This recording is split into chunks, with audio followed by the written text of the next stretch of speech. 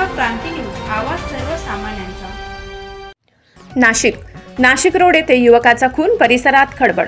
नाशिक शहरात शिवजन्मोत्सवाच्या उत्साहात असतानाच नाशिक रोड परिसरातील नवले चाड येथे एका तरुणाचा खून झाल्याने परिसरात खळबळ उडाली आहे। मंगळवारी दुपारी 1:30 वाजता नवले चाड येथील मोकळ्या जागेत एक तरुण मृत अवस्थेत आढळून आला। स्थानिक नागरिकांनी ही माहिती तात्काळ पोलिसांना कळविली।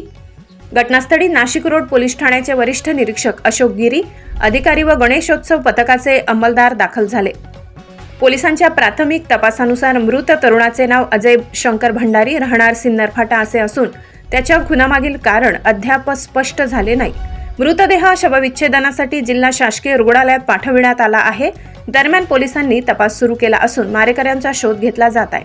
महाराष्ट्र क्रांती न्यूज साठी मुख्य संपादक प्रकाश बागुल, नाशिक।